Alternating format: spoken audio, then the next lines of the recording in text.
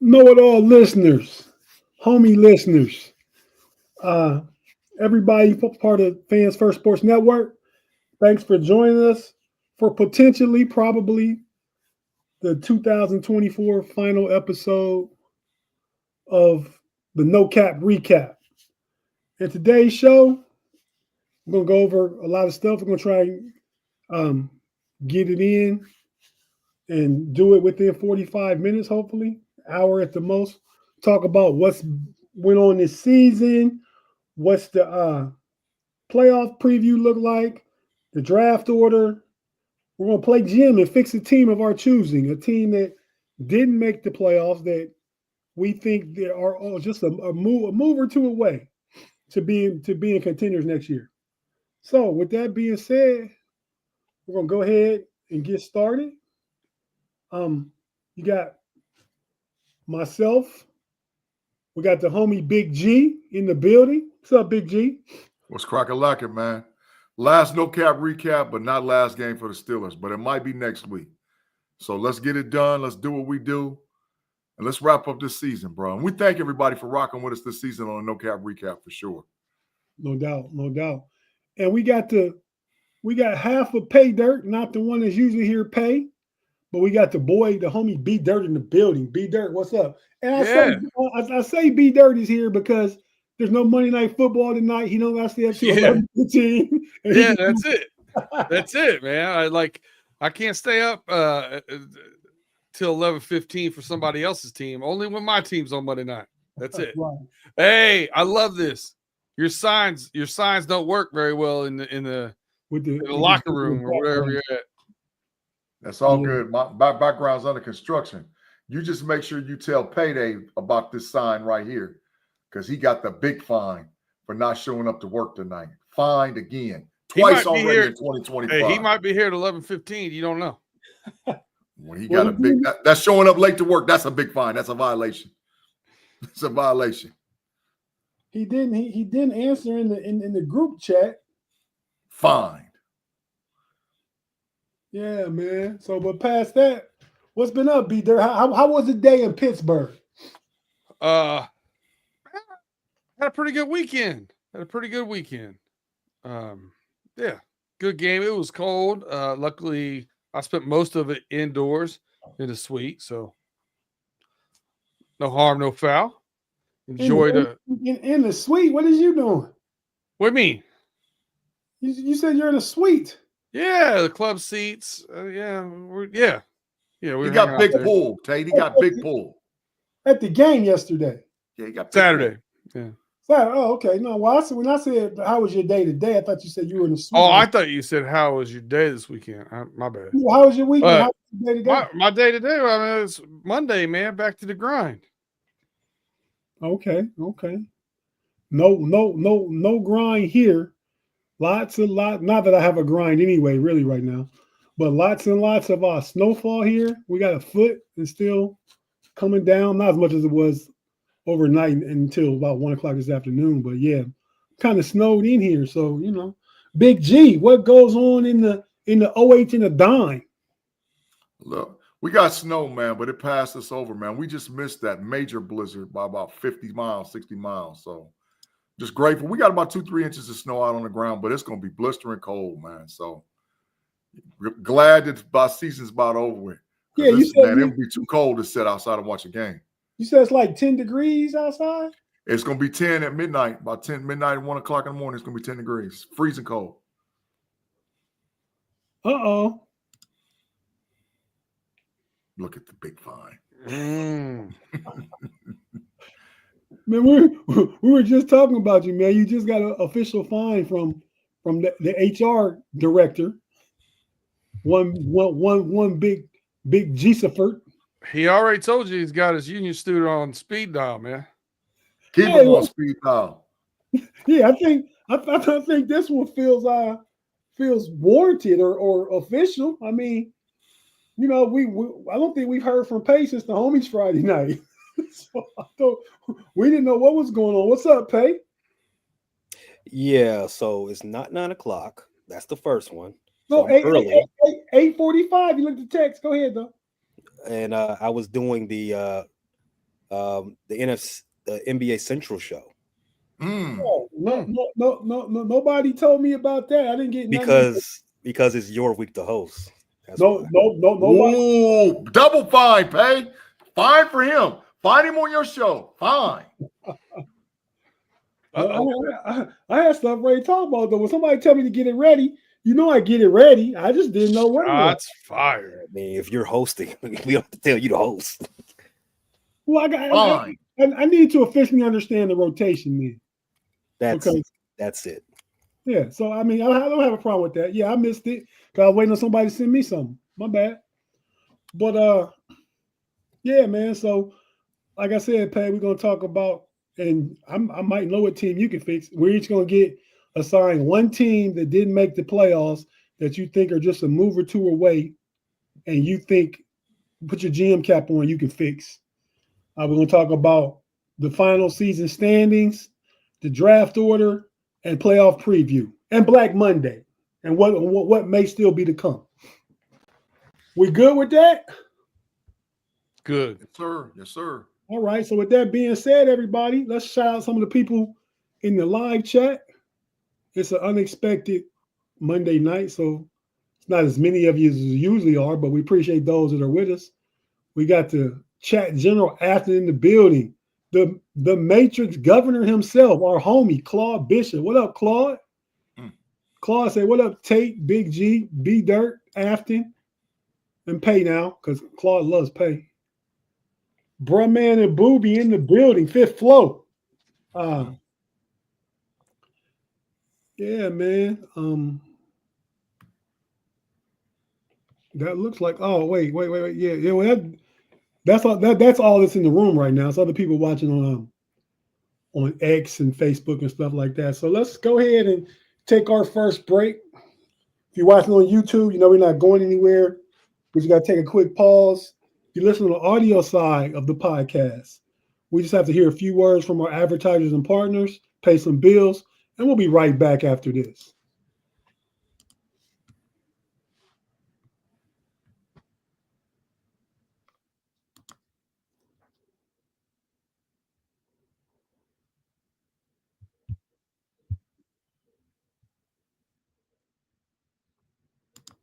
And we're back on the 18th and potentially final edition. We may get together and decide to go over some playoff games. We'll talk about that. Edition of the No Cap Recap with all the homies today. So, shout out, fellas. But, fellas, let's get into real quick the final NFL standings. We'll put them up and everybody take a division and just give us a quick take on each team. So, Pay. We'll come to you first with the NFC North, man. That game last night between the Lions and Vikings was not as good as anticipated, as good as I think some of us thought it would be. Lions kind of ran away with it. I think the Vikings, man, they go to the Rams. That could be a tight game, even though the Vikings are 14-3. Vikings go to the Buccaneers. No, I thought so too. Yeah, you're right. Yeah, you're right. Because the Tampa Bay go to the Buccaneers. No, Tampa Bay won Tampa the Bay division. are the Buccaneers. Yeah, absolutely. Look, let's see. Well, Washington goes to Tampa Bay. Okay, you're right. So the Rams play the Vikings. That's what I said. How are they 3? Because the Rams lost yesterday. Oh, they did. Okay. Yeah. So Pay, go ahead and tell us about the NFC North. We'll get back to that when we go over the playoff preview. The North. The NFC North has 3 playoff teams. As you saw, the battle for the NFC North, the battle for the number 1 seed in the conference and Sunday Night Football. The Lions showed everybody how dominant they are and how much further ahead they are against everybody in that, not just the division but the conference. The Vikings, they're no pushover. They obviously they're not in the same league as the Detroit Lions, but they are a very formidable team. They are, as we just saw right here, they're going to see the Rams. who I expect them to be able to outclass. The Packers are the other playoff team in the division. Y'all don't call me a hater, but I don't think they're that good. I've been saying it all season. They went 1-5 in the division. You know, guess who that one win came against? They went 1-5 in their division. Yes. Oh, I didn't know that. But I guess it makes sense that they got swept by both Detroit and Minnesota. But go ahead. Yeah. No, Love seems to, quote unquote, be injured once again in this last game of the season. Elbow injury, possibly. They did lose Christian Watson again, but Christian Watson's always hurt, so they're usually torn ACL. Yeah, sucks for him, but he's always hurt. Like I said, they're used to playing without him. He's done. They play the Tampa Bay? They played Tampa Bay in the first round? No, the Packers play the Eagles, dog. Yeah, that's right. They lost yesterday, and now they got to play Philadelphia. Well, lose to Philadelphia next week. And the Bears, they end their season snapping 2 different 11-game losing streaks. So they go into the offseason on a bit of a high note. And they have the number 10 draft pick.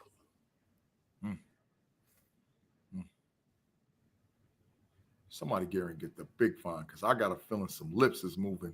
His microphone ain't on.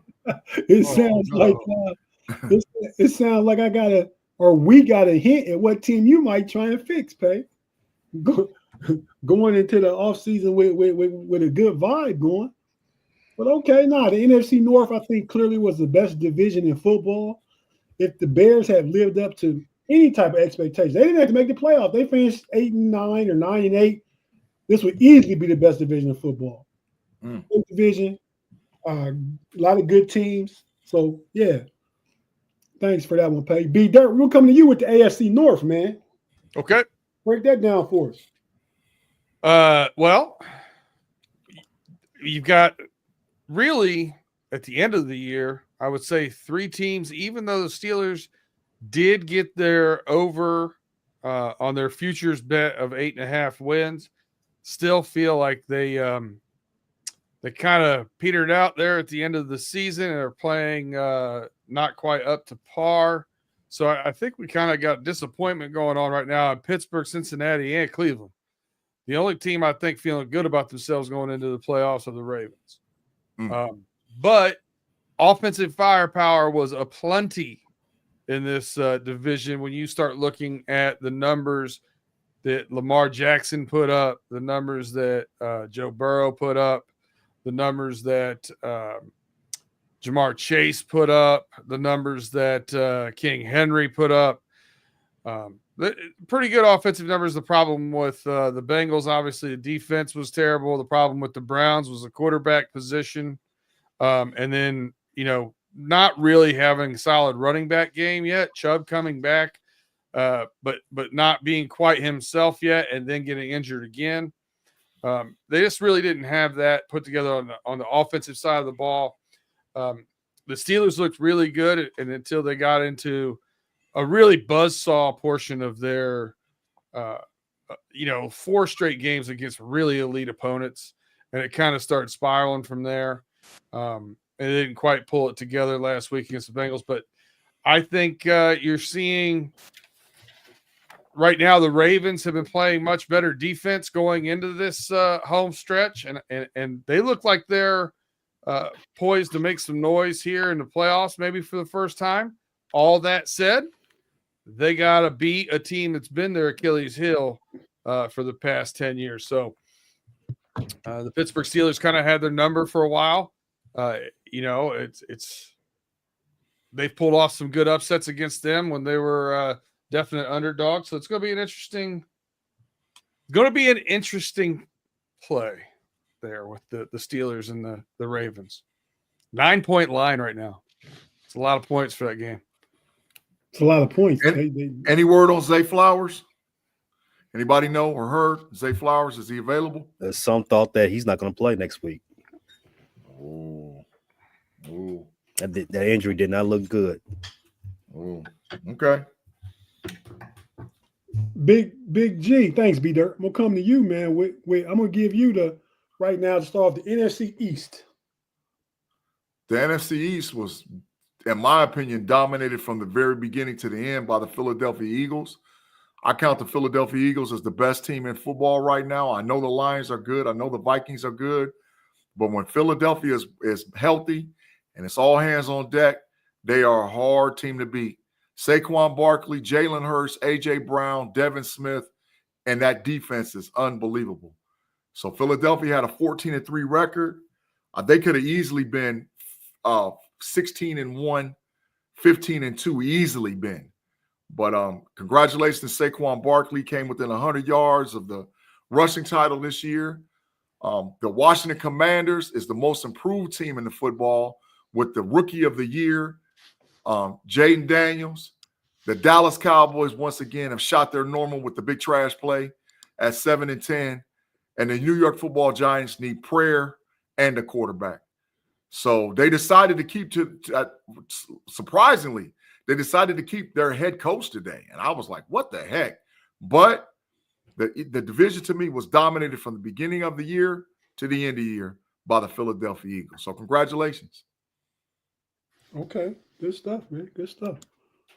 All right. Well, I'm going to take one of the shittiest divisions in football, and those are easy. I'll take both of those.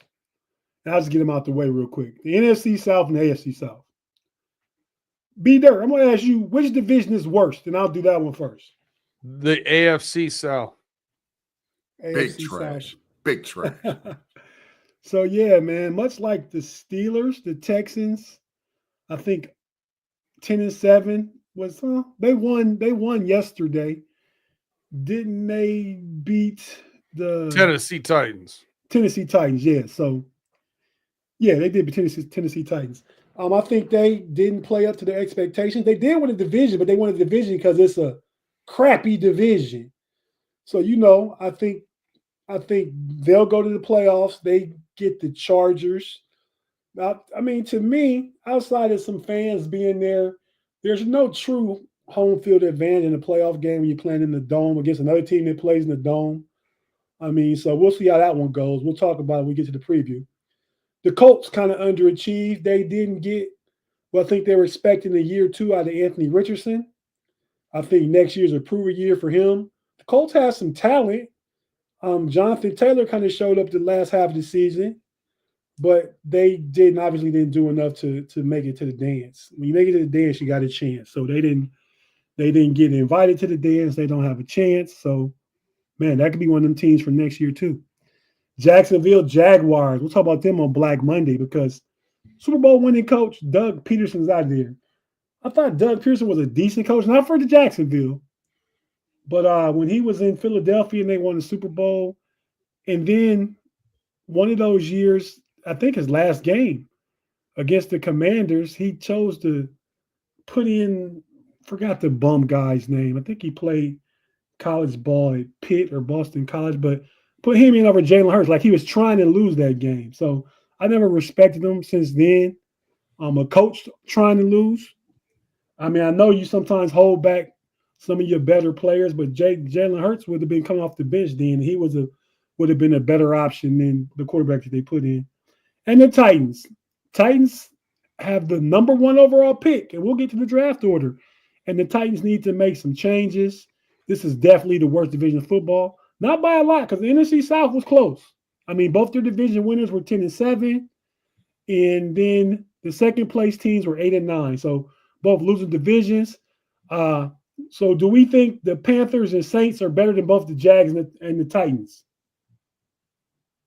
Oh, that's close, Tate. That's close. Because the Jags have a franchise quarterback. And I think out of all those teams you just named, they're the only team that has a franchise quarterback. I think they just need some coaching help over there in Jacksonville. So and to stay healthy. So that's tough to say, bro. That's tough to say.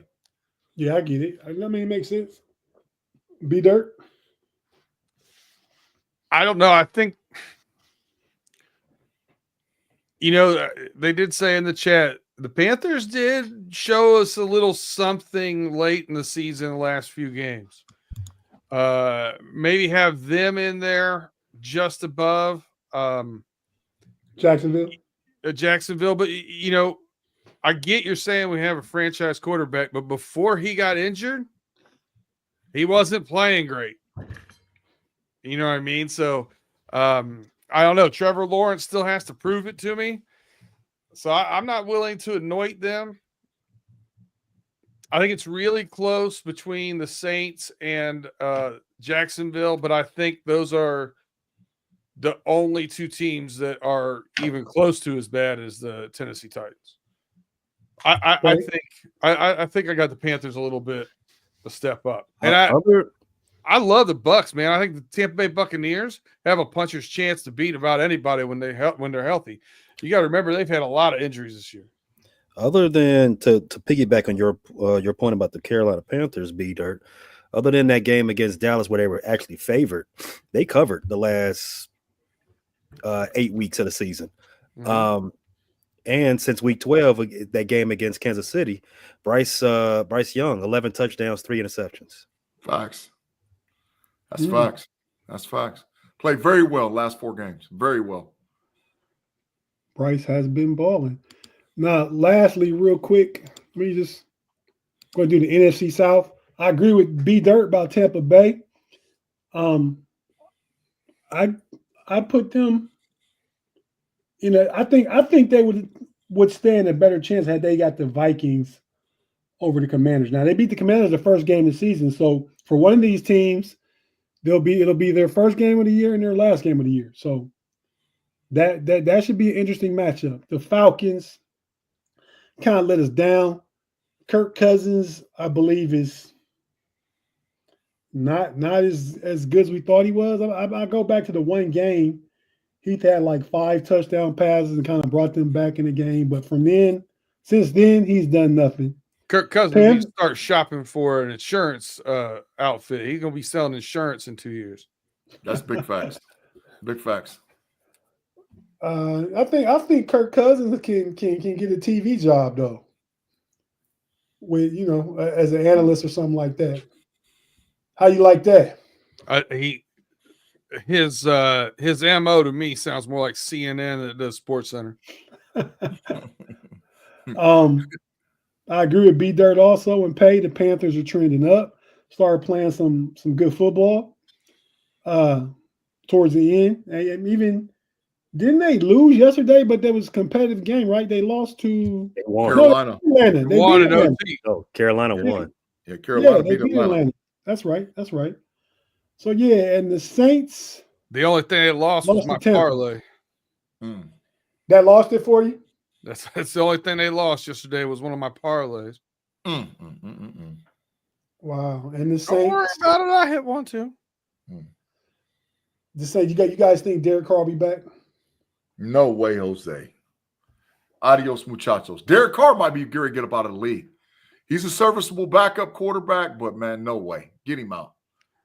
It's time to go. Okay, yeah. So the second Carr and Cousins, your independent insurance agents. Facts.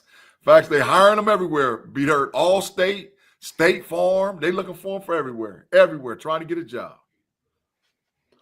All right, B Dirt, coming back to you now.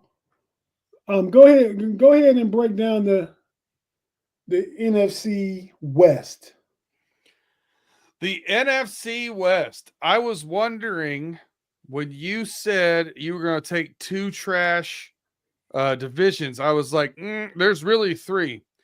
Very underperforming division in my mind. The Rams limp across the finish line at 10-7. Jimmy Garoppolo having a better game than any game Matt Stafford did this season in the final game with 334 yards passing. I don't know what's going on there. Kyrie Williams still a beast, though. They do have some good defensive line play. The young guys there are really stepping up for them. The Seahawks, again, you always expected them to take that next step forward, and it was like the old 1 step forward, 2 steps back. The Cardinals started off, looking exciting, Look like they found something on offense, and then Call of Duty drops, and they do what they do and lose. And then the 49ers mash unit all year long, never performed up to what they're capable of. CMC is one of those guys. It's a shame that he can't stay healthy, because it would be really interesting to see what his career could be if he stays healthy. It is time at the Panthers, and now it's time here at the 49ers. He's electric when he's on the field, but he's just not there enough. I agree with you there, B Dirt. I just say that the NFC West has 2 10-win teams, which is what put them not in the worst two. I get it. I get it. But yeah, they were bad. They were bad. We had higher expectations for them than either of those other two divisions too. So I think up to expectations. You're right. The only team that really let us down in the AFC South or the NFC South really is the Texans, and that was their offensive line play was atrocious. True. All right, got 2 more divisions. Big G. Yes, sir. Go ahead and take the AFC East, man. The AFC East has an MVP quarterback in Josh Allen. I don't know if he's going to win it, but he's definitely up there. He'll finish probably in the top 3 in voting. I think the rest of the division is trying to find their identity. The Miami Dolphins, Tyreek Hill at 8-9. Tyreek Hill wants out of there. I look for them to start selling off pieces and maybe even start over. They got to figure out what the heck's going to go on with Tua for a whole season. The New York Football Jets, it's a shame how they finished at 5-12, but they got the biggest trash, should have retired, should have been selling insurance, a quarterback in the whole NFL, and Aaron Rodgers. He does sell insurance. Well, he needs an official job to sell insurance, like not playing quarterback. He just needs to be door to door, tapping and asking for questions. Him and Jake Plummer. Yeah, him and Jake Plummer are going to be selling mushrooms together. Yeah, get him out of here. And the Patriots have a quarterback. They've identified their franchise quarterback. It's a shame what they did to Mayo, and we'll talk about that here in a little bit. But they fired their coach, and then the owner comes out and says, I put him in a bad situation and I'm a firing. That's ridiculous. But they got a franchise quarterback, and I think that the Patriots in about a year or two is going to be competitive based on what they get free agency and in draft. So the Bills are the top team in that division. It's not even close. And, the rest of the teams are trying to find an identity moving forward to in the next season. Agreed with a lot of what you said. Pay, last but not least, the home of the 2-time defending champ, the number 1 seed in the AFC. The AFC West, Pay. Tell us what you know about the AFC West. They also are the only team in the AFC that has 3 teams in the playoffs. They are the only team in the AFC with 3 teams in the playoffs. As you saw, 15-2 Kansas City Chiefs. They are leading the charge for that division and the conference, back at the top of the conference. You got the upstart, 5 wins last year for the Chargers, and now they're in the playoffs. Credit to Harbaugh and his immediate culture change that he brings. And the last team to make the playoffs made the playoffs on the last day of the season by thumping those Kansas City Chiefs. The Denver Broncos, 1 year removed from the Russell experience. And Sean Payton has those boys in the playoffs. Their defense turned right around. Remember, not too long ago, this is the same defense that gave us 70 points to the Dolphins. And look at the Dolphins now. They are in disarray, and the Broncos are in the playoffs. Bringing up the rear of that division, you got the Vegas Raiders, who are on the Bears schedule next year. Can't wait. They're a team. They're a team in flux. We don't know if Antonio Pierce is keeping that job.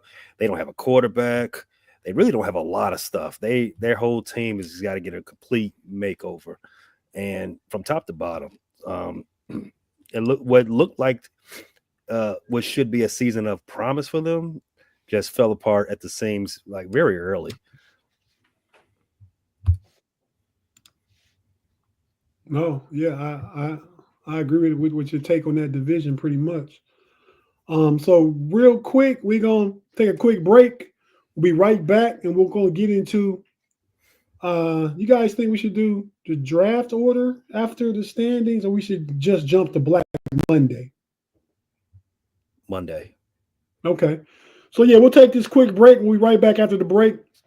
We'll talk about Black Monday. Coaches that got fired, coaches that may get fired, potential hires in some of the places, and potential star players that may want traded.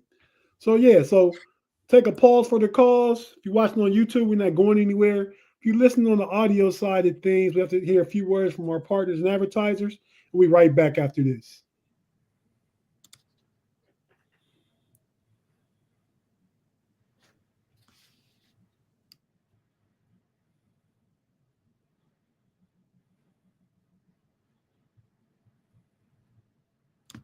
And we're back on the No Cap Recap with the homies.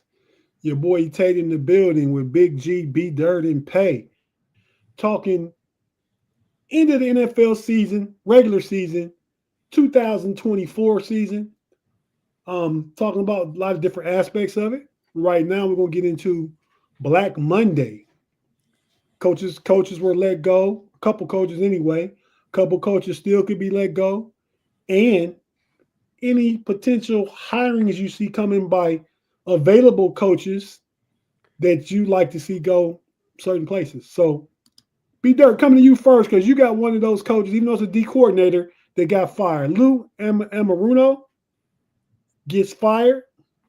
What are your thoughts about that, B Dirt? We had 4 coaches fired actually today. And when you look at I've been talking all year about glaring problems on this team, and they were at offensive line, defensive line, linebacker were the 3 rooms that were atrocious. All 3 of those position coaches got let go, and the defensive coordinator. My take on it is this. It's very out of character. Normally the Bengals let everybody play out, especially with Lou Anarumo only having 1 season left. They would just normally let him play out that season and then go and not renew him. But I think they did the right thing. I think they need to quit accepting mediocrity when you have such excellence in Joe Burrow on your team and Jamar Chase, and identify where issues are and try and fix them. Zach Taylor's not been on my favorites list, but I did like that he stood at the podium and said this was his decision and it was time for change. So I'm going to give him the benefit of the doubt right now and see where this takes his coaching tenure here. But yeah, listen, I don't like seeing guys get fired. I don't root for stuff like that. Lou Anarumo seems like a great guy. These guys, have families and so forth. So you don't root against that. But at the end of the day, you're running a business and you got to do what's right for the business. These gentlemen will land on their feet, I'm sure. But I think they did the right thing. And he probably gets paid for his last year on his contract too. Yeah. Yeah. So he'll be out of work next year, but he can sit back and look for a job elsewhere. Yeah, go to Cancun. Big G, you mentioned it earlier, man. So tell us why you thought Gerard Mayo got the, was done wrong from how you explained it. Because he was given a rookie quarterback, a team that was in total disarray from Bill Belichick leaving the organization. He had just finally got a franchise quarterback and played well. It wasn't like May played horrible. And so he doesn't have any pieces, any offensive weapons, and they're in complete rebuild mode. And I think that even showed with the last game when they fought the Buffalo Bills to get a win. And I think that the owner reacted to what the fans were saying about, you're so stupid, you cost us the number 1 pick and all whatever else. Listen, man, football team's job is to go out and win, regardless of when it is and what it is. You got guys who are playing for jobs. And if they lose a game or they put something bad on tape, They might not have a job next year in the NFL. That's a true coach. And I think that the owner stifled him and then said, okay, it's your fault why we don't get the number 1 pick. That's horrible by Robert Kraft. He literally threw him under the bus and backed up over the top of him by firing him. And that was totally wrong. I hope that Mayo gets another opportunity with another team. I think maybe he should become a DC somewhere for a little while. That's not necessarily a step back, even though he was a head coach for 1 year. But if I'm Mayo, I don't do anything else with the New England Patriots organization because it was totally unfair. And Robert Kraft is dead wrong for doing it. That's the one coach that didn't deserve to get fired. What? Say again? What if I told you something different? What if I said Gerard Mayo was in over his head? He was a Bill Belichick guy, so it was more the same. Mm-hmm. I think they want to bring in a new coordinator.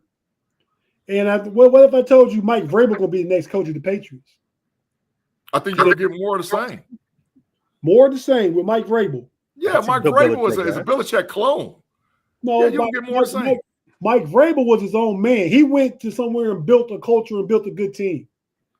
But he's a Bill Belichick clone. He's the same guy. But he's had success in the league. I understand that, but you're going to get more of the same. He's going to play hard-nosed defense, try to fugazi the salary cap and move guys around, and maybe land a franchise quarterback. It's not going to be anything different. They're going to struggle next year with Vrabel. They'll struggle for the next 2 years with Vrabel because it ain't going to get no better. They have identified their franchise quarterback, right? I mean, yeah, like Major franchise quarterback. That's why I said they're going to bring in the offensive coordinator to work with that guy and let Vrabel rebuild the culture in his own culture, not Bill Belichick. Like I said, Gerard Mayo was kind of not handpicked by Belichick, but he was set up by Belichick to be next, and Robert Kraft went with that. So I think you get better if you put Vrabel there. I think that's where he's going.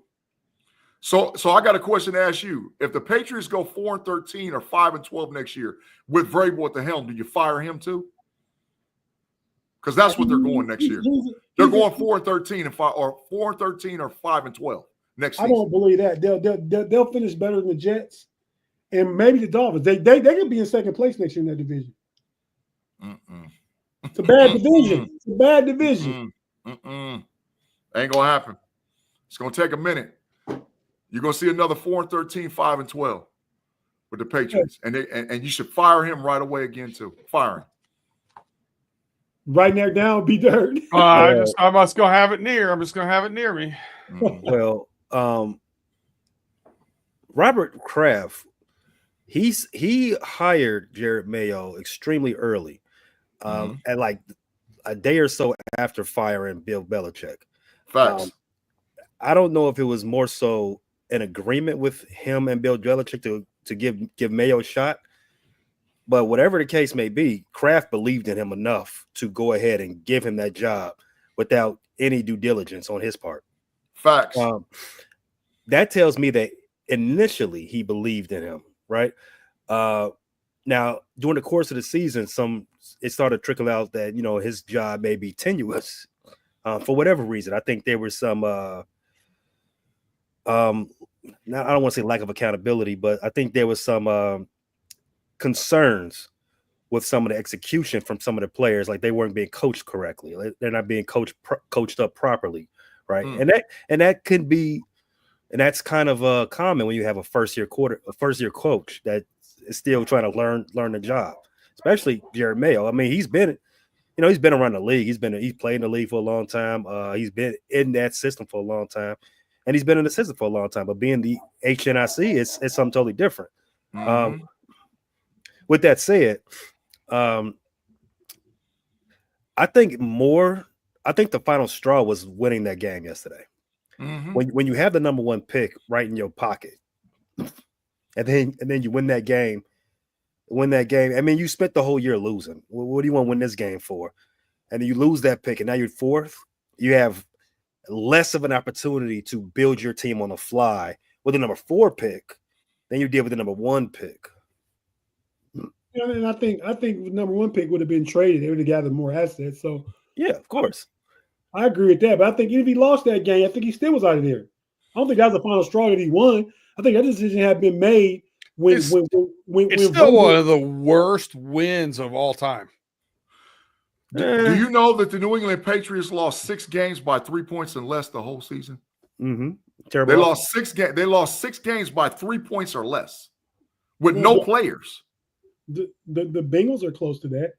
Well, I mean, they played a last place schedule and they played in a terrible division. That's 6 games right there. Mm-hmm. I mean, so yeah. I mean, hey, I'm like B. Dirt said about the Bengals coaching staff. I'm not against any of the coaches. I just think a new voice, a new direction for that team, and what their expectations are, what they're used to, could help.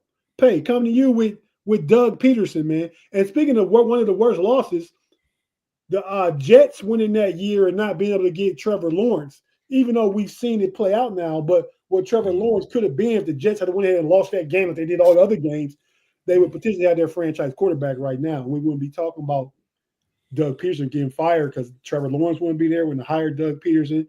Maybe Urban Meyer would have stayed there for another year or two, which probably wouldn't have been good. But Pay, your thoughts about Doug Peterson, man? I'm surprised he made it. He made it to this point to get fired on Black Monday. We all thought he was going to get fired in London, and that was what, in October. So credit to him for making it this far. But yeah, he was dead man walking from when they started 0-3. I hope Shad Khan and Trevor, what's his name? Ted, not Ted Balky, but Trevor Balky, but it's Balky though. They brought him back. Yeah, so I hope they've been looking for his replacement for a while. I hope they got a good head start. They should have, because that was the least best kept secret in the NFL that Doug Peterson was done. Okay. So, B. Dirt, one coach you think could potentially still be fired on we won't call it Black Monday, we'll call it Black Week. This is Black Week now. What potential coach you think could be fired still? Well, Antonio Pierce hasn't gotten fired, has he? No. Nope. There's one. We take the assignment to the letter of the law. Black Week, and Antonio Pierce is out of here. I mean, Mike McCarthy's. I mean, you know how Jerry does. Jerry likes to have. He does things with maximum entertainment. He's out of contract. He has an interview in Chicago. I'm coming to you with that. Big G, your coach, you think could still be fired? Let me ask you this first. Why do you think Dayball needed fired? Because you were surprised that he didn't kept his job. Dayball hitched his wagons to Daniel Jones and let Saquon Barkley walk out the front door. Dayball didn't do that. Dayball inherited Daniel Jones. Dayball was not the one that wouldn't give Saquon Barkley money. He don't make them decisions. Yeah, man, so he got something. Why is Sean still employed? Exactly. The general manager, Sean, whatever his name is. I don't know what the general manager is. Sean the door. Joe Shine. Most of the time, when you get the GM up out of there, you get the coach up out of there because they're normally attached at the hip. So the Giants have digressed. They've digressed. They've not gotten better. And so now I know they got a dynamic player in Kayvon Thibodeau. I know they got a dynamic player in Malik Neighbors. But nah, man, I think he needs to get up on out of there. Dayball was coach of the year 2 years ago. And they've gotten worse every year. Daniel Jones regressed worse than ever. I think the thought is they bring in another quarterback. He's an offensive-minded coach. I mean, I see giving him another year. I see that. But, I mean, hey, if they fired him and could bring in a better coach, then they would have every right to do that. But I can see them giving him another year. Pay. They should have gave Stefanski's papers too, bro. But they didn't. They fired Dorsey. That was the scapegoat. I talked to Browns fans that say they shouldn't have. Browns fans believe in Stefanski. He out of there next year. Book it. Write that down, B-Dirt. Write that down. Stefanski at the end of next year. He's out of here. get him out. So, Pay, y'all have asked for permission. When I say y'all, I'm talking about the Bears, to talk to who we just say? McCartney, Brian Flores, and it's another retread. You know who I'm talking about? Smith. Arthur Smith. Arthur Smith. Yeah, Arthur Smith. They requested Arthur Smith, the OC for the Steelers. Thoughts on any of those guys? Your guy, Pay? No. Next question. Dang, go. Wow. Pay, I think you got your eyes set on Ben Johnson, and you're not going to get him, Doc. Actually, no. Listen to the last episode of the Frustrated Chicago Sports Fan channel. We talked about it. As of right now, I got Ben Johnson as 1B. The guy that I'm probably most interested in is Mike Vrabel. And the Bears interview him this week. I like that. I like Vrabel though. I don't know why Big G think Vrabel would be 4-13 or 5-12. I don't see that. With the Patriots, he would be. The only drawback. Well, let me say this first. The reason why I'm most interested in Vrabel right now, with each passing day, I get more and more turned on to the idea of Vrabel being the guy in charge here, is because the Bears lack a lot of someone that holds the players accountable, an adult in the room, a culture. And I think the one thing you need when you're losing this coaching staff, so especially when this is your issue, you need someone who's done it before, someone who's been a guy in charge, knows what it takes, knows what it requires, and I'll obviously go in on day one and start fixing some of the things that are erroneous with the squad. You don't get that with Ben Johnson. Ben Johnson's never done the job before, so he might not be quick to catch on to some things that need to be fixed. Right now, the one downside to Vrabel is that Vrabel's not he doesn't come with an offense, right? He's not the guy who's going to be the offensive guy. He definitely doesn't have a defensive background either, right? So if you do hire Vrabel and you are good, you're always going to be hiring a new coordinator, because someone's going to come take our coordinator every chance they get. Okay. So moving along with that one, man. Potential players that have hinted to one out. Big G, what do you think about Myles Garrett getting traded out of Cleveland? You think he hinted to it? He's disappointed in this season. What do you think? And then the GM, Andrew Berry, said he sees Myles Garrett retiring the Browns. So how do you see the situation, Big G? He can see him retiring a Brown all day and night, but Myles Garrett is adios muchachos, bro. He's not going through a rebuild. And Myles Garrett has made enough money, got enough accolades as far as Defensive Player of the Year, that he can force a trade out of Cleveland. This is one of those NFL players that has an extreme amount of leverage, and he can force his way up out of Cleveland. So he's not going to do it. The only way that they might be able to just pacify him a little bit is give him a whole bunch of money. But I don't even think that's going to pacify him, because he wants to win. And he's not going to sit through a whole nother rebuild, wait 2-3 years. His career is going to be over. So I think Myles Garrett is gone. It's adios muchachos. And he'll be playing in a different uniform come next season. Pay, your thoughts on that same question. Myles Garrett leaving? No. Myles Garrett is he's integral to what Cleveland has going on. I don't think he's going anywhere anytime soon whatsoever. I think it's more likely that other big names, the other one in your graphic, that he's available this offseason. He already said that he's probably trying to get done with Miami anyway. But as far as Myles Garrett, I think he retires a Brown. Okay. So B Dirt, Pay hinted at it. Tyreek Hill said bye to Miami. He wants them to trade him. He has 2 years left on his deal. I read an article today with 5 potential suitors. Pittsburgh Steelers was one of them. I wouldn't mind that at all. But what do you think about Tyreek Hill, B. Dirt? Does he have anything left? Why does he want to leave Miami? It worked out so good for him his first 2 years, right? But I think he just wants to win too. He says he can't. He's been in the playoffs every year of his career, and now this year they lose. They're not that good. I don't know if he sees the future. And I mean, we were all singing the praise of Mike McDaniel the past couple of years. Is he what we thought he was?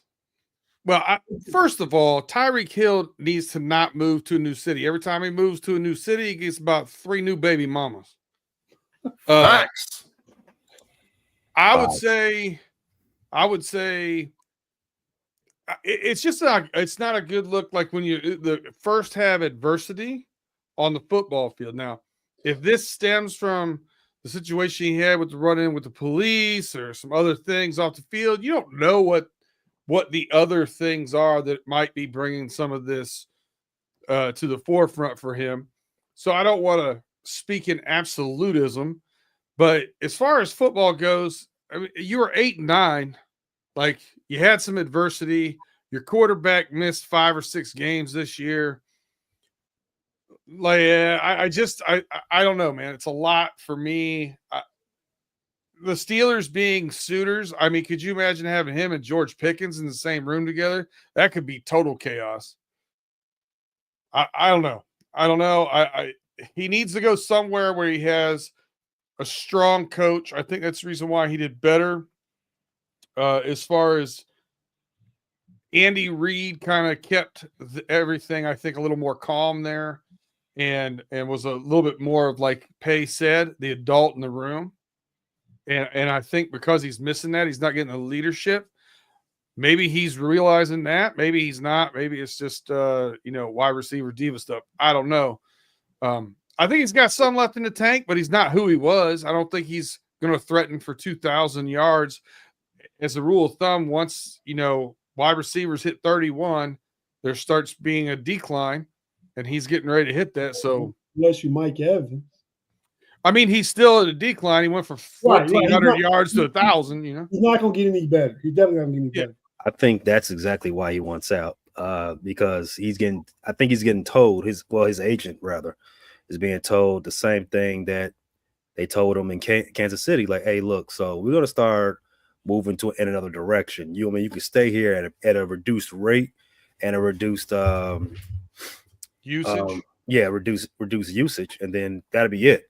But I don't take Tyreek as the guy who would do the Dwayne Wade, just happily give the reins to somebody else. Mm-hmm. Don't disagree, Big G. Yes, sir. What do you think about the potential with the Steelers? Would you want to see it? I mean, you can trade George Pickens. Do you think Tyreek Hill is a good fit for what the Steelers need, the number 1 receiver? Nope. I need the receiver room cleaned down in Pittsburgh. Get them all up out of there except Roman Wilson. Get them all out of there. Let's clean it out. Let's start over. Pickett's gone. Van Jefferson gone. Mike Williams gone. Get them out of there. Let's start over. Got to get Steelers receivers in there. None of these guys are Steelers receivers. Don't want none of them. Okay.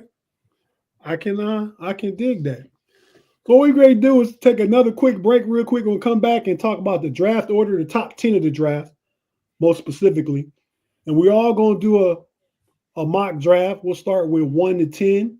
We'll each get a pick for a team, how we see the draft going. Once 1 picks, then 2, take whoever you want to still on the board. If we know Big G, will probably come to you a lot when we get down to like 7 and 8, because I probably don't know who's available, who needs what at that point. But so we're going to take a quick break. If you watch on YouTube, we're not going anywhere. We'll be right back after we hear a few words from our partners and advertisers on audio. Bear with us, and we'll be right back.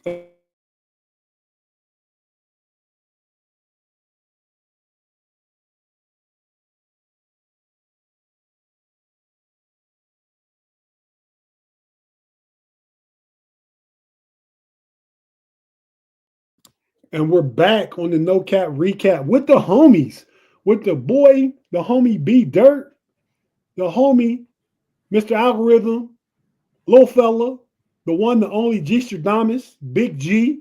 Every name he's ever had is in the building. And Pay is in the building with us too, from Chicago Frustrated Sports Fans, obviously the homies, the Central Division Showdown NBA podcast for Chicago Bulls fans, and anybody in the Central, anybody that wants NBA talk, check it out, because we'll be transitioning big time to NBA here in another month or so. So fellas, the draft, NFL, the top 18 positions are decided. We're going to talk about the top 10. So if Pay, well, Chicago's pick, we're going to give Pay 10 for sure. So B Dirt, start you out with the Tennessee Titans, man.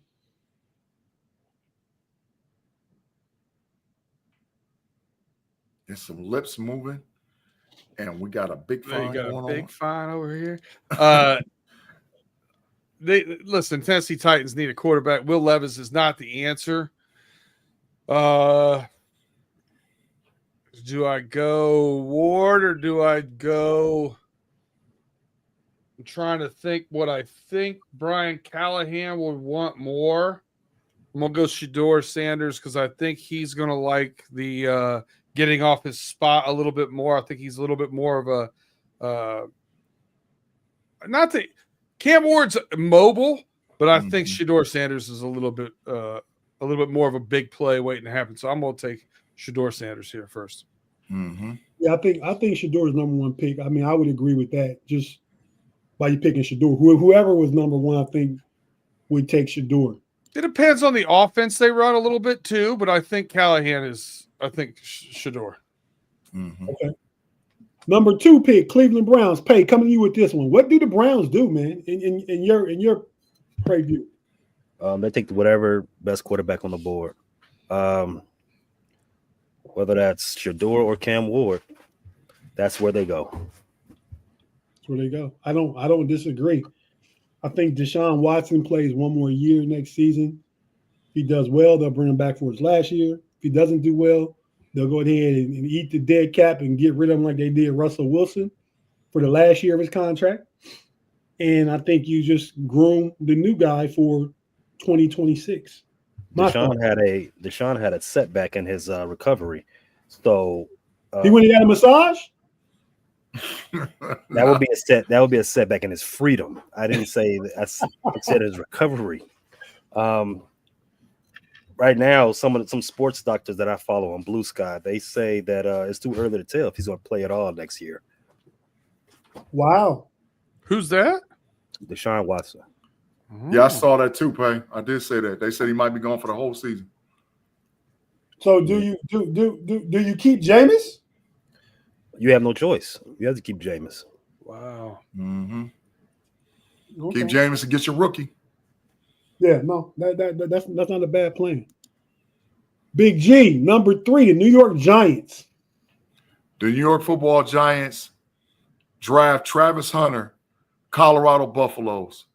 You get a guy who can be their Malik Neighbors type player on defense, and you can sprinkle him in on offense, and he can make dynamic plays. So I think the New York Giants take the best available player on the board at number 3, and Travis Hunter goes off the board.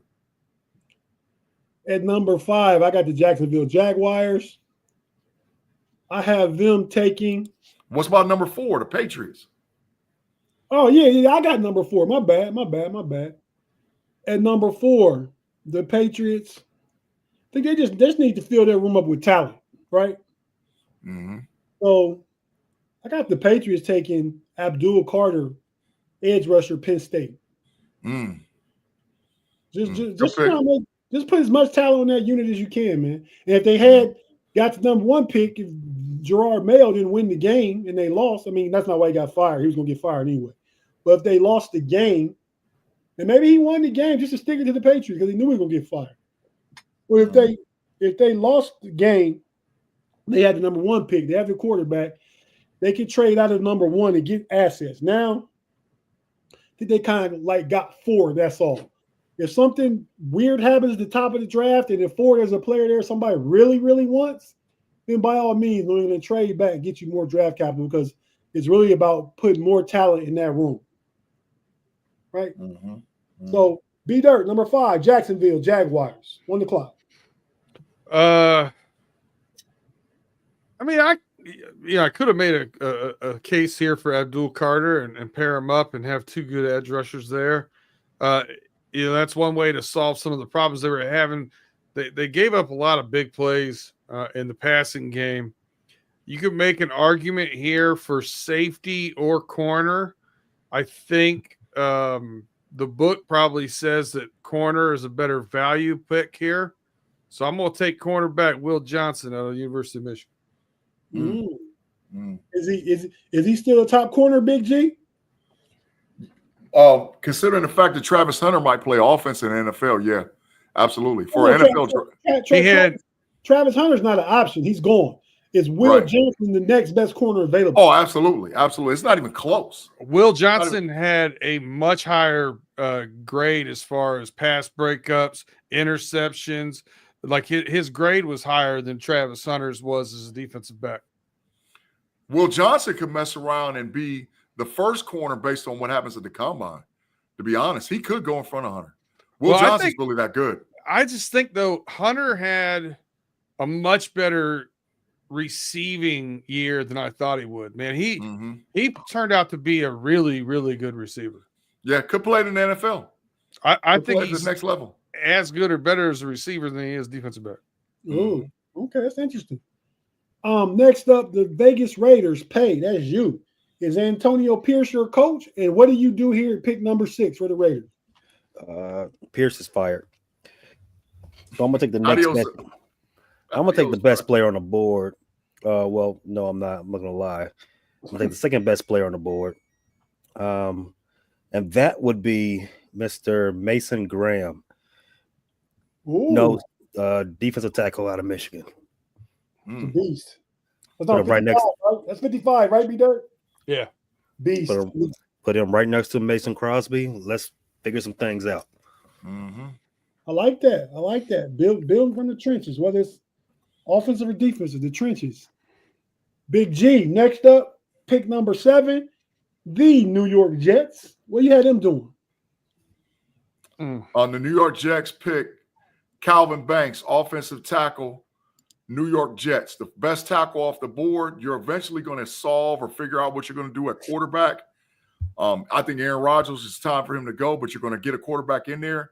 You got to keep a guy up off of him, and Calvin Banks is probably the best left tackle in this draft. So I'll go Calvin Banks, offensive tackle, University of Texas. I can dig that, Big G. Number 8, Carolina Panthers. I think Bryce Young showed something after he got benched and played behind Andy Dalton a couple games, and Dalton was in a car accident and was done for the season. Bryce Young came back and turned things around a bit. They got kind of to where they were playing good football at the end of the year. The Carolina Panthers, we've already stated that and identified that. I got the Panthers getting Bryce Young another weapon. Your boy Thielen's not getting any younger. They taking shots at receivers. They took Xavier Legette last year. I think that was it was in the first round, wasn't it? Late first. Yeah, so I got them getting him one more good receiver. I think, and I could be wrong, but I think I like, is it McMillan out of Arizona? Yeah, Terratola McMullen. Yeah, Terratola McMullen. 6'5", 215-pound wide receiver that runs a sub 4.4. Yeah, I like that guy. So I can see that working in Carolina. B Dirt, you got the New Orleans Saints at pick number 9. Oh man, New Orleans Saints. Cam Jordan starting to slow down. I think you need to get some pass rush here. you took the wide receiver in front of me, I might have entertained because Chris Olave's injuries worry me. But I'm going to stick with edge here. I'm between two guys. I'm going to between two guys. Oof. Yep. No Diddy, no doubt. I'm stuck picking between two different guys here. Mikael Williams. Did anybody take him yet? No. I think I'm going to take him over James Pierce from Tennessee. I think I'm going to take Mikael Williams, edge Georgia. I know exactly who Pay gonna pick. I can tell you he gonna pick it. Big G. B-Dart, you said Mikael Williams. Or Pierce. Let's see. Which one, Big G, is rated higher on your board? Pierce. Why? More versatile. Can play linebacker, can play defensive end, can put him inside even at the 2 technique or 3 technique and rush the passer, and he can drop in coverage and hold any tight end in the NFL. That's just me. And the strength to the other guy's game, B-Dirt pick. Williams and Walker are the 2 defensive ends for the Georgia Bulldogs. Walker was the versatile defensive end that they could put anywhere in coverage. Williams will straight up kill the quarterback. So I understand what B-Dirt's thinking is, because Williams' job is to kill the other team's quarterback. So I like it. I understand it. To kind of be groomed and learn under Cam Jordan for a year or two and take over. Yep, go kill the quarterback. That's your job. Go kill him. Okay, and our last pick of this way too early mock draft, we say this one for Pay himself. I already know it. Chicago Bears picking the pick number 2. Wait, Big G, who you think he gonna take? Will Campbell, offensive tackle, LSU. Pay, your turn. Most people think he's the best tackle in the draft. That's who I want. Absolutely. I know it. Absolutely. The only thing that scares me about him is that there is some thought, and my co-host Q put me up on this. There is some thought that he might eventually be a guard at some point in his professional career. With somebody as big as him being on the interior, I don't know if I like that at all. It ain't happening. He's 6'6", 325 pounds. Pay, you know what you're going to like about him the most? When he runs the sub 5.0 40-yard dash. When he runs a 4.96. Well, we like, holy crap. We've had too many flags with too many illegal man downfield. I hope he doesn't use his feet. He's that fast. Don't need. I just need him. I need him to have fast hands. Yeah, he might measure out with the biggest hands at the combine. Good. He might measure out with the biggest hands, and he might. He's probably going to be either 1 or 2. He'll be in the top 5 with the 225 bench. He'll be a top 5. You know what they say about a guy with big hands? Big gloves. Big gloves. Hey, so just to finish up the order, that's the Bears pick at 10, one of the top 2 tackles in the 2025 draft. 11 is the 49ers, 12 are the Cowboys, 13 are the Miami Dolphins, 14 are the Indianapolis Colts, 15 are the Atlanta Falcons, 16 are the Arizona Cardinals, 17 are Cincinnati Bengals. Real quick, B-Dart, what are you looking for from the Bengals? Not that you can identify a guy right here, but what are you looking for? Best trenches available. Interior defensive line, interior offensive line. Unless a caveat here, there's still a really good edge rusher. I'd take. I might tip my cap there if edge rusher is best available. The Cincinnati Bengals draft Kenneth Grant, defensive tackle, Michigan, 6'3", 339. Not mad about it. Book it. And pick number 18, which are all the teams we can identify because other 14 teams made the playoffs. 18, the Seattle Seahawks. So, fellas, we're at that point. We're going to move kind of quickly through this one. I want each of you, like we said, to identify one team that you believe you could fix by making a move or two that could be competing for the playoffs next year. I'm going to go to you first, Pay. Shocking. New York Jets. Ooh, that's interesting. It really isn't when you think about it. They had one problem. They had a cancer in the building. You extract that cancer, get a little chemo, and you good to normal. Go ahead and cleave Mr. Aaron Rodgers from the herd. Get you maybe. I don't think they'll be able to get a quarterback at number 5 in the draft. They draft number 5, right? Mm-hmm. I don't think they'll be able to get Shador or Cam Ward. I think they'll be reaching if they'll go get Drew Aller or anybody like that. But that doesn't mean they can't find somebody that'll give you better than what Aaron Rodgers gave you. Sam Bradford, perhaps bring him on back. Sam Darnold. I mean Darnold. I'm sorry. Bring him back home. No, I like that. I do think Aaron Rodgers is the cancer. Maybe he decides to hang him up. We got his 500 touchdown yesterday. I don't know. Okay. B Dirt, coming to you. One team you can fix. I mean, this is a pretty simple question for me. Yeah, I know it's the Bengals. 48 sacks given up, 31st in pass block win rating, and the man threw for 4,918 yards, 43 tuds with a 108.5 passer rating.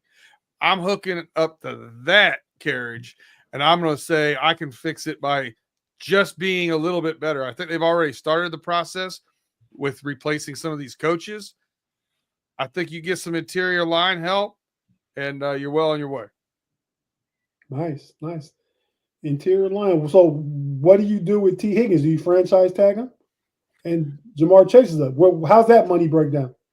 So they're trying to not franchise. They're actually trying to work out contracts right now. So we'll see if they can get it done. I know all parties want to.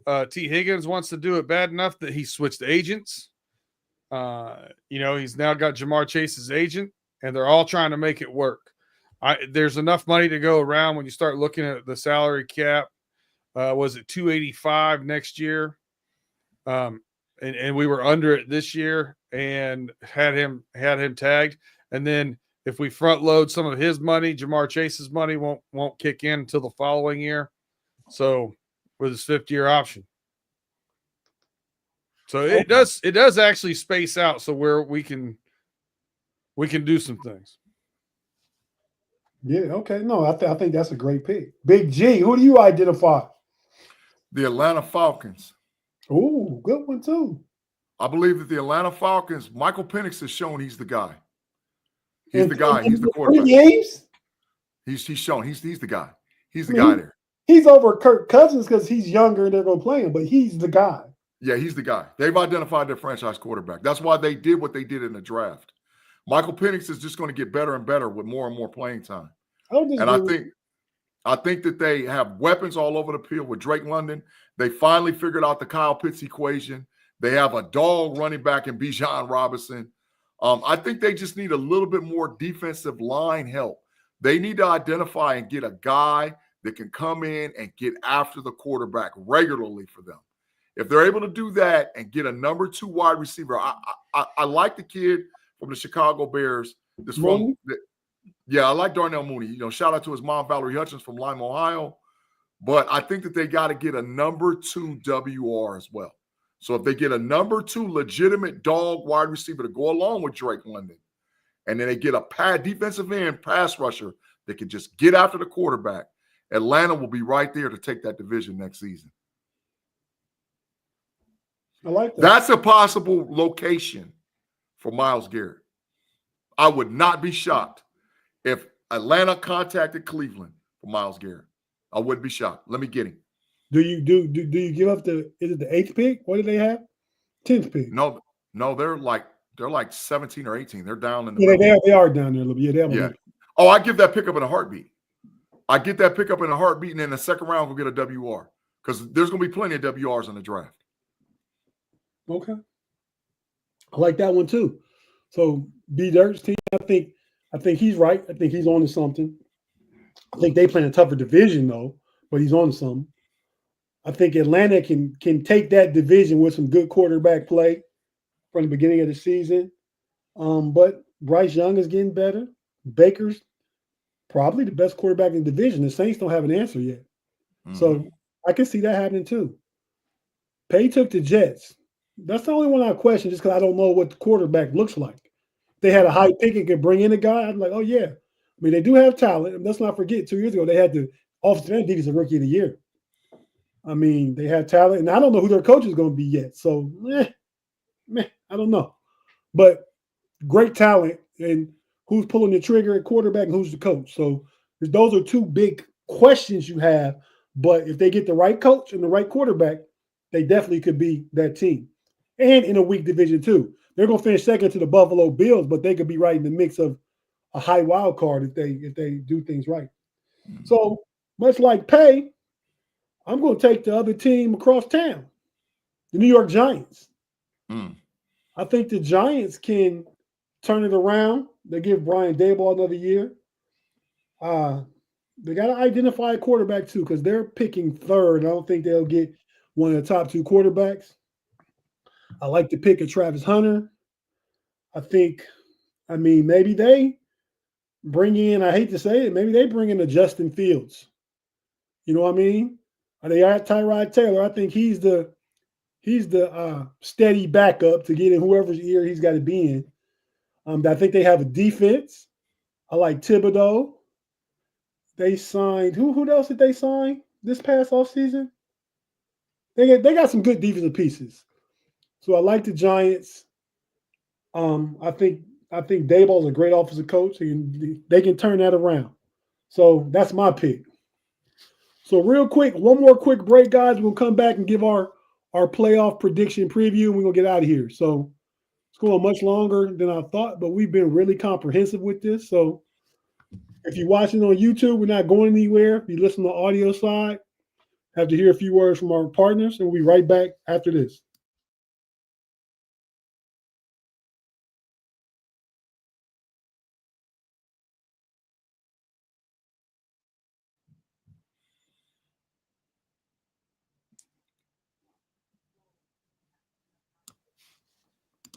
And we're back for the final block of the No Cap Recap. I want to thank everybody for watching on YouTube with us and still here. Claude, the governor of the Matrix in the building. Afton's still here. Fifth Flow, Brubman still here. Robert, B. Dirt, say this with me. Let's go Steelers. I didn't know he was trolling you, B. Dirt.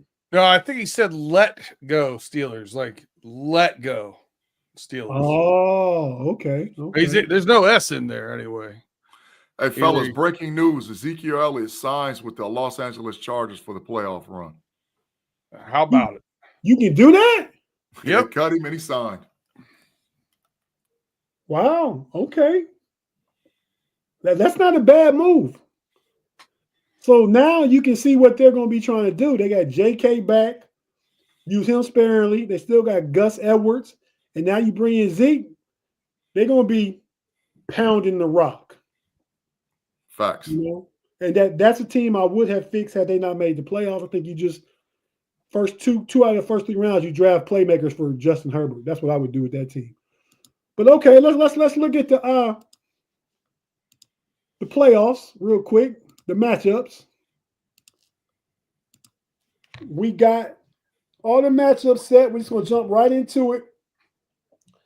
The first game of the weekend, Denver Broncos going to Buffalo.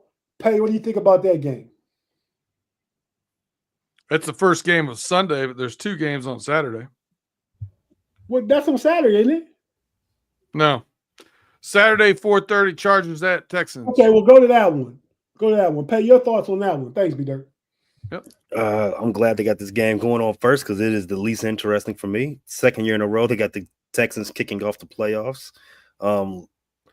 Last year, they got blown off the field by the Cleveland Browns. Last year, first round.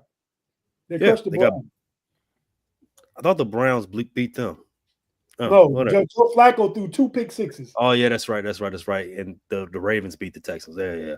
I remembered that wrong. But this year, they won't do that. This year, they're getting excused very early. The Texans, too many injuries. They've had a lot of regression in some of their a lot of places on their offense. Their defense, they can only do so much. In fact, Will Anderson has had a little regression as well. The only thing that's been playing well for them is their secondary, led by Stingley. But that's few and far in between. I don't think the Chargers are going to press them that far through the air for that to matter. They're going to salt this game away, make it running the ball and making key third downs. So they can go ahead and win this game comfortably. The Chargers don't do too much on offense.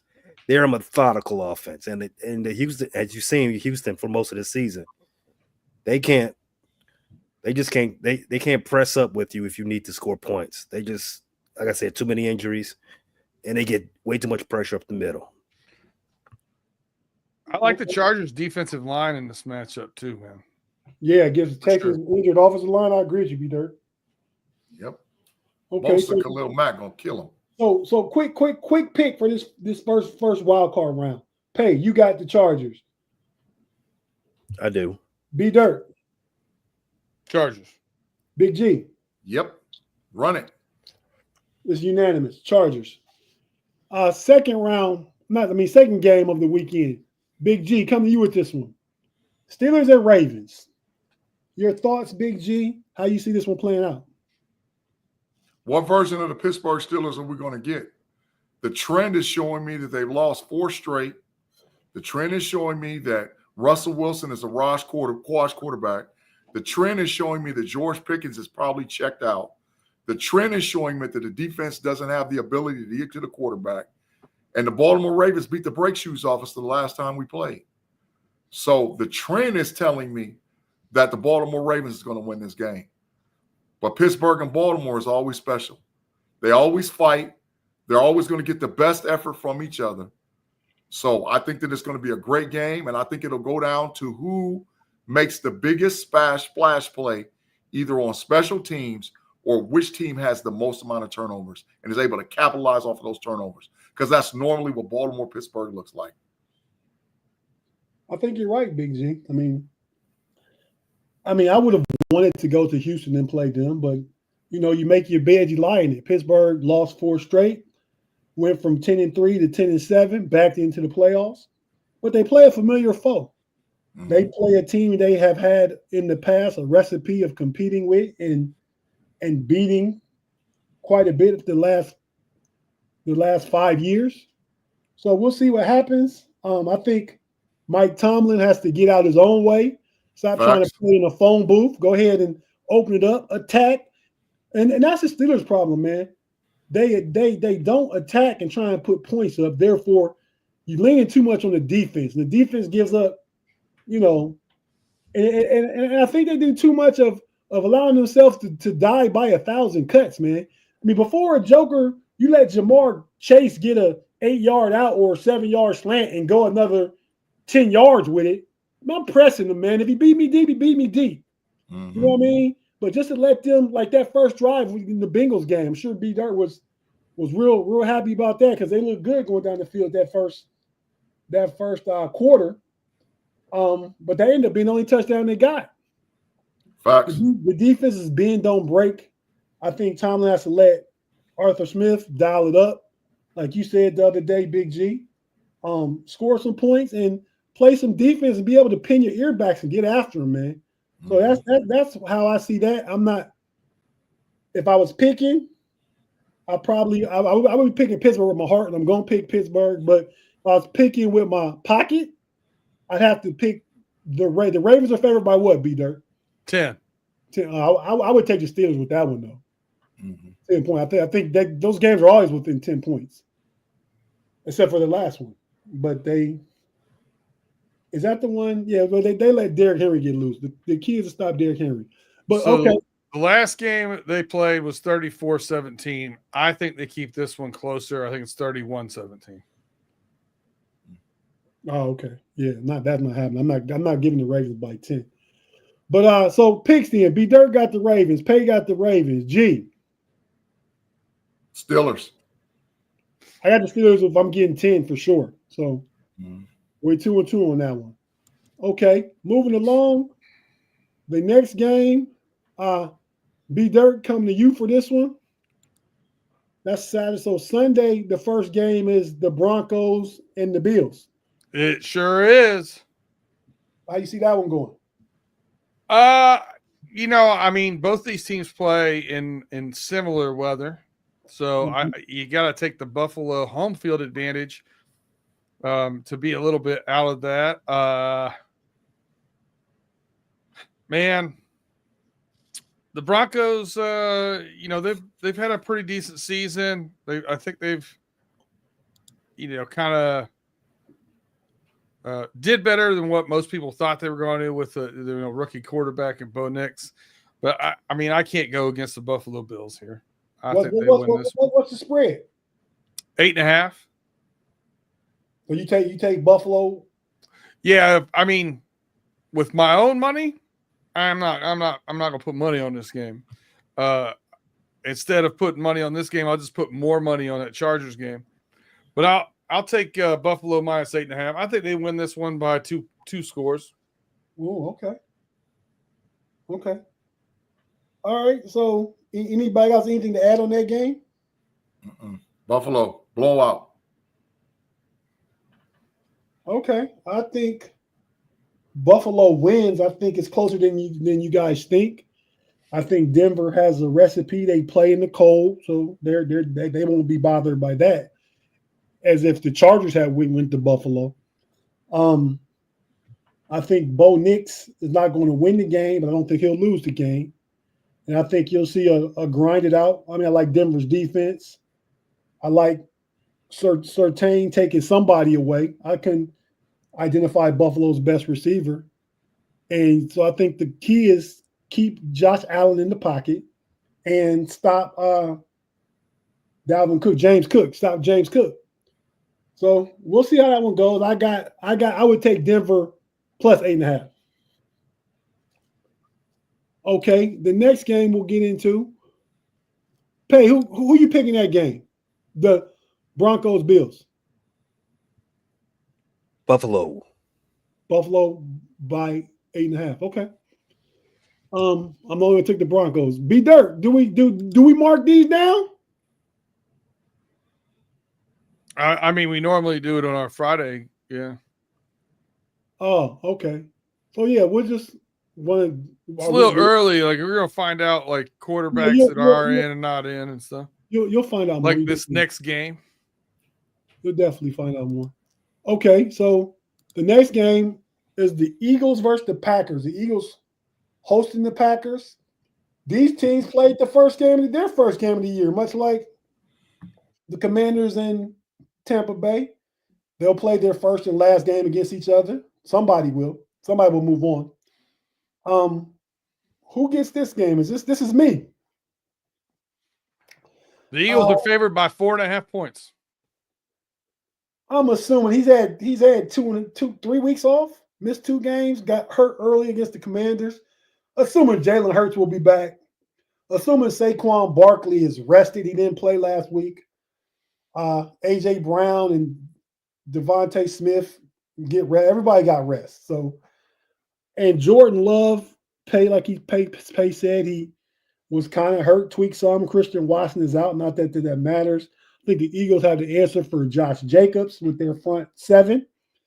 I got the Eagles by 4.5. I got the Eagles winning the game. That is a 4:30 kickoff on Sunday.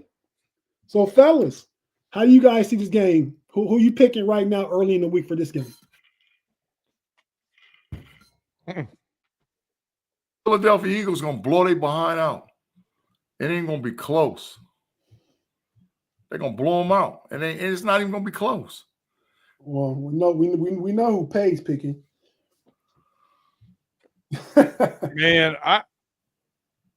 to be continued with this line and with Jordan Love. If Jordan Love can play without problems, I think this is going to be a close game. I think the spread is really well done. I think it's a 24-20 game, 27-23 game.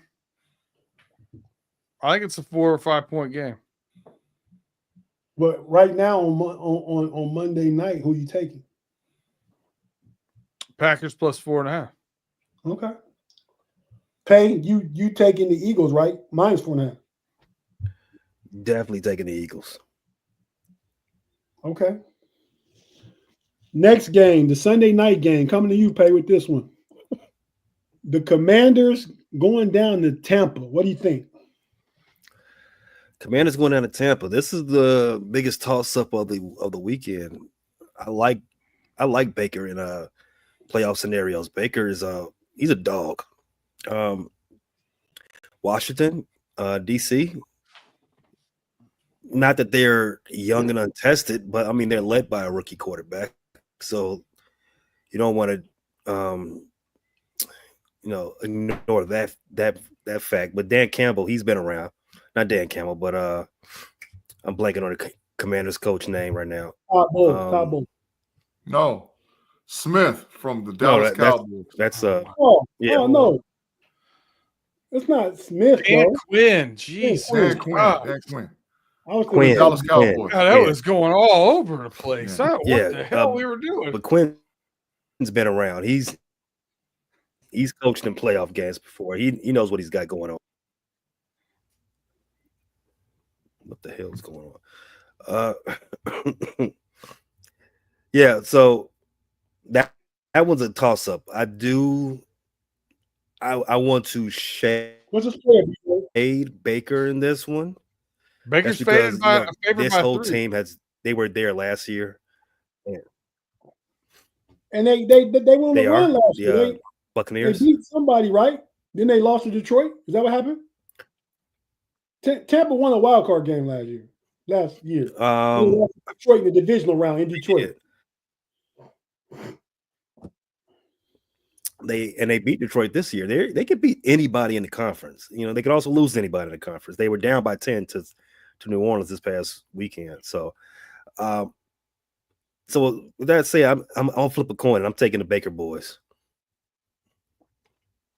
B Dirt. Yo. You said the line is 2.5? 3 on the Buccaneers are favored by 3. Okay. Who you got? Yeah, give me the Buccaneers. Okay, yeah. I know you got a lot of this is the matchup for the Pro Bowl snub, right? You feel like Baker should have made it over Jaden Daniels. Yep. Okay. Big G, who you got? Tampa, they got more offensive weapons. Bucky Irvin, Mike Evans, too much. Really? Too much. Baker, Bucky Irvin, Mike Evans, too much. Tampa. I'm looking at what's the corner's name they just got from New Orleans, the Commanders from Ohio State? Marshawn Lattimore. Lattimore, familiar with Mike Evans. I like that matchup. I like Jaden Daniels to run for 60 and pass for 250. Yeah, I'm taking the Commanders +3. Eckler's back. I think Brian Robinson will run hard. Run bruisingly. I don't know how you say that any different, but big pause for me. No Diddy. But yeah, man. So I'm going with the Commanders. So man, I'm gonna be a man on the island this week if y'all pick stay the same. Mm-hmm. But yeah, so I got the Commanders. Last game, Monday night. Coming to you, Pay. We'll all chime in and make our pick on it. Minnesota at the Rams. In LA. The 4-5 matchup. Minnesota is one of the best wild card teams ever. Only favored by 1.5 at 14-3. 1.5 Pay for Minnesota -1.5, right? Yep. I like Minnesota in this. I don't think any of the strengths for the Rams really bothered Minnesota for that matter, right? And I also think that one of the key strength for the Vikings, their defense, in particular, their ability to get pressure, that can get and make things very hairy for Matt Stafford. One thing that's not talked about enough with the Vikings, they have a very, very good rush defense. I think it was, I don't know where it finished in the season, but at one point there was number 2 in the league in rush defense. So Kyron Williams, he's very vital to the offensive production for the Rams. If he's bottled up, then they become one-trick ponies. And if you do not want to be a one-trick pony against Brian Flores' defense, because Van Ginkel, Grenard, and the rest of those boys, they pin those ears back. They coming after you. I'll take the Vikings in this one because I just think Minnesota's. I just think LA's their ability to disrupt what they got going on is a little less than what Minnesota has. Okay.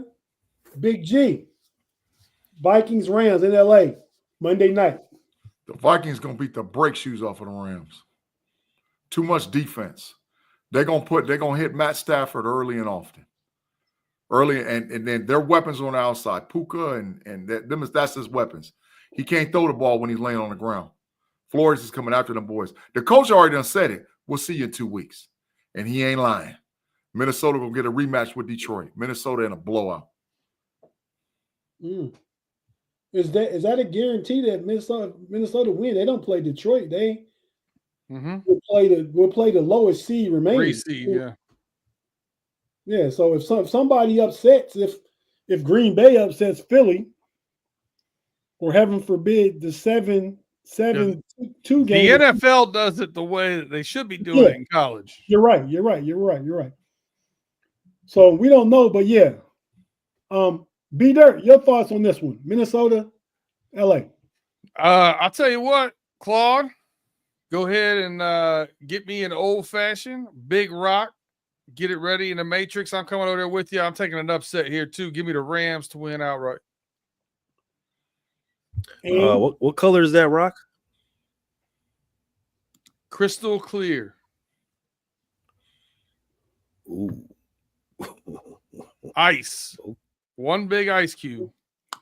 Old fashioned. Okay.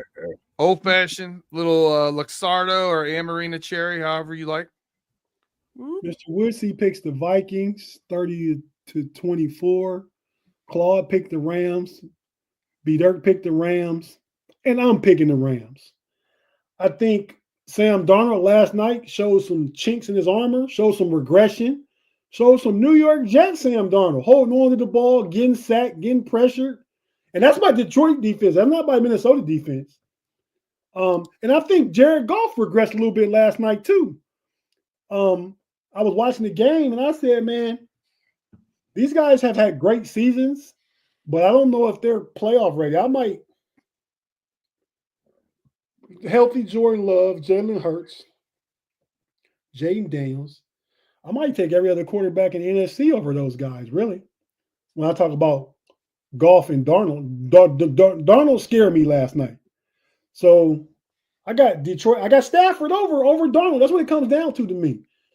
I mean, they both have 2 of the top receiving cores in the league, at least 2, man, with Jefferson and Addison and Puka and Cooper Kupp. I think Sean McVay can scheme up something for Flores' offense. And the fact that it's 1.5, I just got the Rams winning outright too, like B Dirt and Claude. Man, did I put us in the Matrix, B Dirt?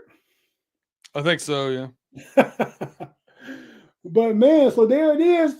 Wildcard Weekend playoff preview. We broke down the games for tonight. It could change on Friday because with more information, you can make other decisions. So with that being said, for No Cap Recap, we're going to get out of here. Each of you guys, man, if you got anything you want to say regarding the 2024 season as it's in our rearview mirror, or the 2025 playoffs as it's in our windshield, anything to say by anybody, go ahead with it.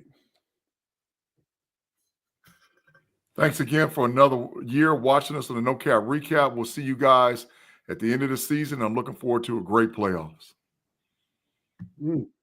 Short and sweet. Pay. I like it short and sweet, just like that. Thanks a lot for an inaugural No Cap Recap.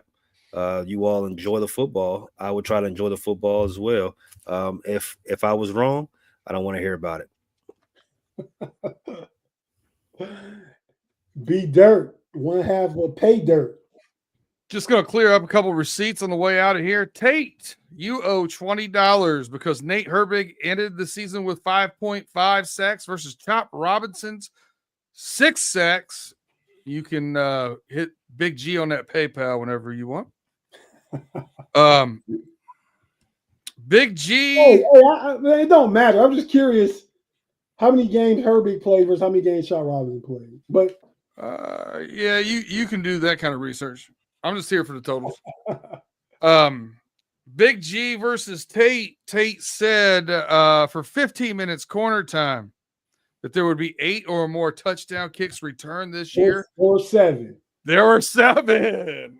Which is more than the 3 last year, though. It went up. It did go up. Not as far as you wanted it to, though. Let me see if there's anything else. You got your $25 for me.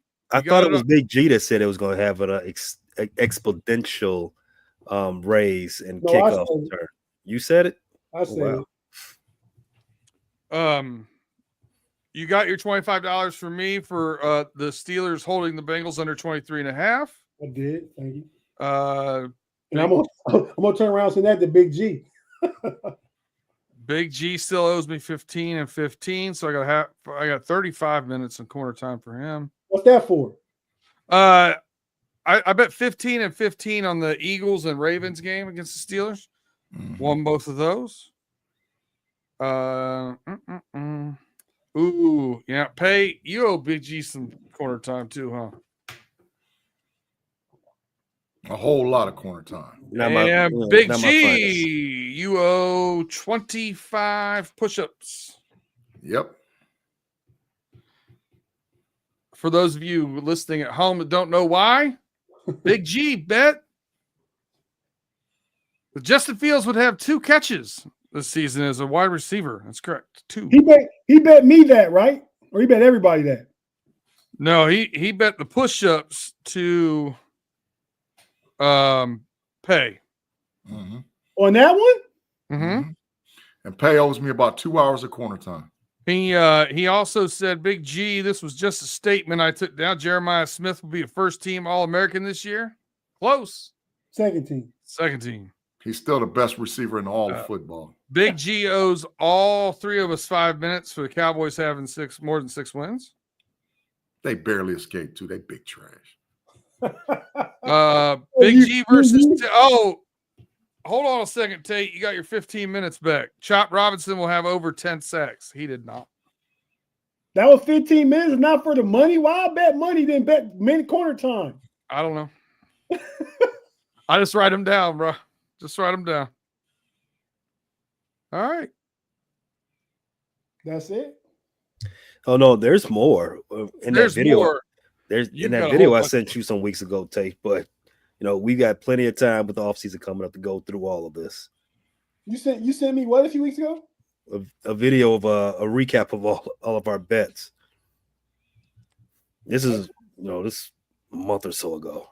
Do I owe something? That's why you sent it to me? I sent it to you because you're the producer. You play for video. Oh, okay. Well, you got to send it to me. Did you send it? I didn't get it. When you send it, let me know.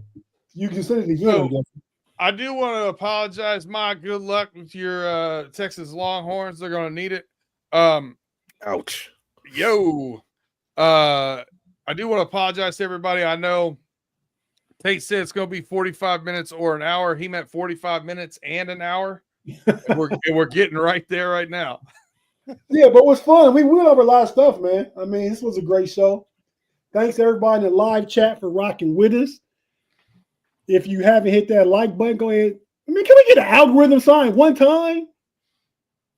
Nope, it's on recall. Why is it on recall? My nephew, man. Oh, okay. Okay. He did get his hands on it. Okay. Yeah, man. Thanks for joining us. Lots of fun. Appreciate you guys rocking with us. Be sure to hit the thumbs up. What you laughing at, B-Boy? Oh, you wrong for that. What'd he say? He said at 25 push-ups, go send Big G to cardiac arrest. No, he can break them down, man. He can do what he can do. He can do 5 over 5 weeks. It's all about how you pay. Matter of fact, I'm gonna send Big G $5 a week for 4 weeks to give him his $20. But yeah, me and G will work something out. We'll work something out. I don't want him to press his health. Yeah, man, it's been a lot of fun, man. So, hey, we'll be back at you on Friday night with the homies. Big G is put in the proper protocol for his leave time. He won't be with us on Friday. He has some big time Ohio State elbows to mingle and rub with. So he'll be going to an Ohio State function for the big game that night. You mean he's got some NIL dollars to pass out? Yeah, some man. Envelopes. My said Big G can do it. Big G, my brother, is strong. Hey, back in his day, when we were young, Big G is one of the strongest dudes out there, man. Mr. Woodside set the over-under at 7.5. Big G's push-ups? Yeah. Man, and Val Ford said they'll do 5 for you, Big G. Big G got so much love out here in the live chat world, man. He got people willing to help him pay his debt off.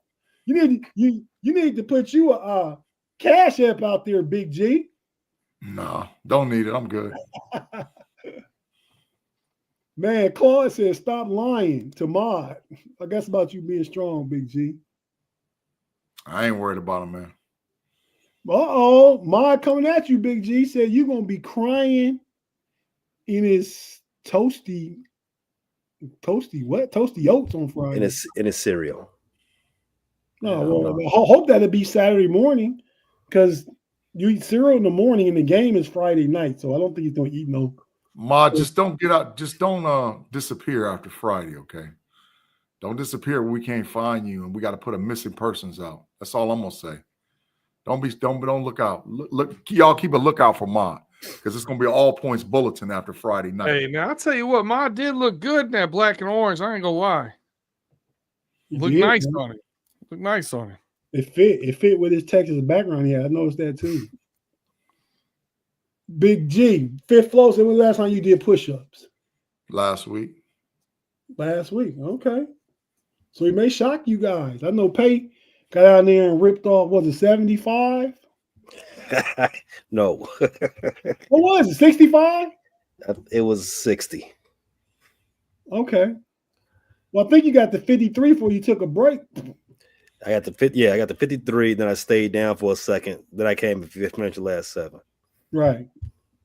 All right, so you never know what's going to happen on the homies. So this is No Cap Recap, but it's all going to the homies on Friday. So join us, and we'll go from there. I mean, yeah, so we'll actually be doing it while Ohio State. I'll be having Ohio State on right here. The show may turn to pay dirt because I'll be like Big G, but I won't be around people. I'll be right here looking at it. Like I'm looking at Ohio State basketball right now. But yeah, so fellas, for each and every one of us homies, for the homie Pay, homie B Dirt, and the homie Big G, we out until next week. Peace.